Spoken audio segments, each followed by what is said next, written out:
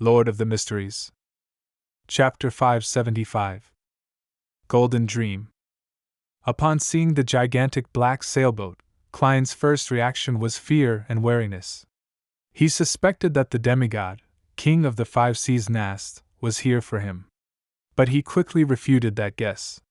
This was because, apart from using the Black Emperor card in the spirit world, he had nearly never made the card of blasphemy appear in the real world ever since he came out to sea. There were only 2 or 3 times when they appeared due to a summoning before it quickly entered the spirit world. With the Great Fog's screening abilities and the card of blasphemy's anti-divination and anti-prophecy traits, it's impossible for Nast to lock onto me. Klein calmed down as he got up to walk towards the window. Together with Danitz, he looked at the Black Emperor, which defied sailboat logic. The gigantic ship slowly approached in the massive shadows as the scene on the deck became increasingly clear. The sailors were either washing the deck or bragging on the shipboard. None of them had drawn their cutlasses or guns. There was no sign of them planning to plunder the ship. Near the cabin, there was a modeled stone chair that was 2 to 3 meters high. On it sat a colossal man that was comparable to a giant. Before he could take in Nast's appearance, Danitz couldn't help but lower his head as his body became numb and trembled, to the point of prostrating himself. Klein also sensed the inexplicable sense of might and awe. He didn't forcibly resist it to keep his head up and continue looking at Nast. This had a high chance of attracting his attention, bringing him unwanted trouble. As a person with many secrets, he had to bow his head when required. Klein retracted his gaze as he admired the rugs on the deck. After an unknown period of time, he saw the sunlight illuminate the area again as the shadow vanished. He looked up and could no longer see the gigantic pitch-black sailboat. The wind and seas were calm, and the skies were clear. Why would he suddenly be here? Wasn't it said that he was still at the Fog Sea recently? Danitz frowned as he muttered to himself in puzzlement. That Black Emperor can cruise through the spirit world, so it's very normal for it to come all the way from the Fog Sea in a span of a few days. This is also probably one of the reasons why Nast is the greatest of the 4 kings. Klein thought to himself. He believed that Nast was lured by the Black Emperor card, but it was likely that Nast could only determine a vague area. Klein retracted his gaze and sat back down as though nothing had happened.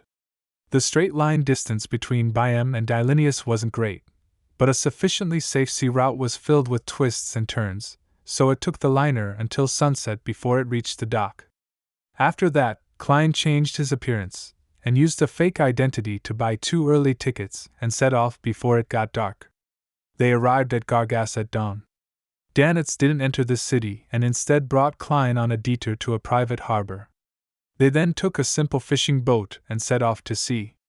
After nearly 2 hours, Klein saw a sailboat which was dozens of meters long. It was clean and produced a golden luster from the sunlight reflected on it. Compared to similar sailboats, it appeared extremely special. Along the central axis was the main cannon, which was stacked with symbols and patterns. Faint but pure light swirled around it. That's the cannon of purification. It can only be used 10 times before 6 priests of light are needed to hold a ritual. They will pray to the corresponding deity to fill it up with spirituality. Danitz introduced smugly. A gigantic version of a charm? After a certain period of time, it will likely automatically lose its spirituality. Backing Vice Admiral Iceberg is the Church of the Eternal Blazing Sun? Or one that can nurture priests of light? Klein's remained stoic as he mumbled inwardly. Back when he first saw the Golden Dream in Danitz's dream, he wasn't too surprised by the main cannon. After all, dreams didn't need to adhere to logic. Perhaps Danitz had seen an ironclad warship, and its main cannon had left a deep impression on him, causing him to reproduce it in his dream. To Klein's surprise, the Golden Dream really had something that required extremely copious amounts of knowledge and mysticism. It wasn't something an ordinary faction could produce. Soon, the Golden Dream dispatched a dinghy and quickly steered towards the fishing boat. Danitz spread his hands open before clenching them tightly. He then jumped down and landed in the dinghy without causing it to shake. He whistled and struck palms with the pirate who was steering. He found the former feeling of ruling over the ocean again. However, this excitement didn't last long as the dinghy behind him suddenly dipped a little.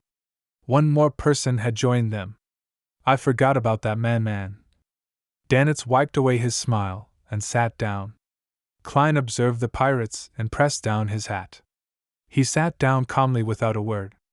Before long, he landed on the deck of the Golden Dream and saw Vice Admiral Iceberg Edwina Edwards standing in silence. This pirate admiral was nearly identical to how she looked when they met in the dream. There weren't any changes to her hair or looks. She now wore dark trousers with a pair of leather boots instead of wearing a dress. She also had a valiant bearing to her wisdom and beauty. She's more like a pirate this time than a teacher. Klein nodded gently and smiled politely. Good morning, ma'am, Captain. Good morning, Mr. Gehrman, Edwina replied with a smile. She turned around and walked to a spot where fishing nets were being hung out to dry. She signaled the pirates to walk away and get busy with their own work. Fishing nets? As expected of a pirate crew, that's more like treasure hunters. This is in preparation to improve their meals? Klein followed in silence. Danitz very naturally found a few of his companions he was most familiar with to have drinks and to brag to. Of course, he didn't let down his guard. From time to time, he would glance over, afraid that his captain would end up exchanging blows with Gehrman Sparrow. He was ready to get his companions to join the brawl at any moment. This time, Klein didn't wait for Edwina to explain why she had invited him. After 2 seconds of silence, he asked, "What do you know of Tracy?" He planned on asking all his questions before listening to Edwina's motives. He wanted to prevent himself from being embarrassed to ask further after rejecting a request he couldn't agree to. Tracy? Edwina's eyes quivered a little. She's a demoness, a sequence 5 demoness of affliction. Demoness? Klein nearly lost it. He felt that his fate seemed to be intertwined with demonesses.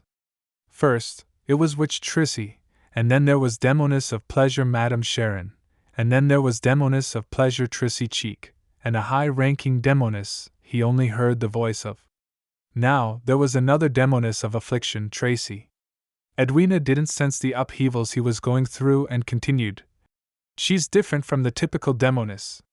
She has her own ideals and pursuits. She's quite an oddity in the demoness sect. However, she would still work for the organization doing work such as human trafficking or something else. Different from the typical demoness? She doesn't give up on herself and chooses to give pleasure to women? Klein suddenly thought of red-haired Helene. However, he couldn't be certain because not every demoness was the result of a man changing into a woman. There were real women who wished to become an assassin. After asking for the details, Klein deliberated and asked, "We met Nast and his Black Emperor on the way here. In the recent months, matters involving you, Senor Tracy, and Nast have happened in this area of the sea. This is rather abnormal. 4 out of the 4 kings and 7 admirals had involved themselves in the Rorstad Sea in a short span of time. This wasn't even including the recently recruited Tarot Club member, Admiral of Stars Katlia.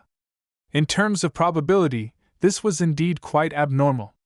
Of course, Klein had some theories, but he wished to see if Vice Admiral Iceberg was able to provide some fresh insight. Edwina listened without saying a word. She pulled the edge of a fishing net and held it in front of her. She took out a fountain pen, a brass dagger, metallic bottles, and other things from her pockets and the inner section of her belt and placed them on the spread-out net. They latched on firmly without moving. It didn't seem like there would be any interaction between them. At this moment, Edwina bent over and picked up a rock used to press down the net, and she placed it in the middle of the open net. The net immediately depressed, causing the surroundings to contract. The fountain pen, dagger, and bottles tumbled towards the center and gathered beside the rock. It's probably something like this. Some unknown existence has appeared in the net of fate and is pulling us towards it. Edwina explained simply. This is like an actual model of the law of convergence for Beyonder characteristics. Klein thought as he nodded. With regards to this, he was both enlightened but puzzled as well. He was enlightened because Edwina's explanation was nearly the same as his guess, but he was puzzled because it couldn't be used to analyze the problems. The King of the Five Seas Nast appeared because of me. Vice Admiral Ailment Tracy can also be barely explained, since I did come into contact with Trissy Cheek. As for Vice Admiral Iceberg and Admiral of Blood, I can't find a reason. Perhaps it's purely a coincidence? Besides, it's the latter that attracted the former out. Klein retracted his gaze and asked about something else. Then, he said, "Ma'am Captain, is there a reason for inviting me here?" Edwina gave him a deep look and said, "Your identity indicates that you came from Backlund. According to what I know, this identity isn't authentic enough. There's no powerful bounty hunter named Gehrman Sparrow from there. The faction backing you is very powerful. Furthermore, it has quite an extensive network in Backlund. You managed to so quickly notice a problem with my identity." Klein didn't panic as he smiled calmly. "Everyone will have some secrets." Edwina remained silent for a few seconds without pressing the issue. She then said, "Not long before Calvechua died, you sacrificed something to it." Klein turned his head slightly and swept his gaze across Danitz, who was drinking beer. Cough. Cough. Alarmed, Danitz spewed the beer all over himself. Klein retracted his gaze and didn't deny or admit it as he looked at Vice Admiral Iceberg Edwina. Edwina continued without a change in expression. "After Calvechua died, the sea god is still replying to its believers.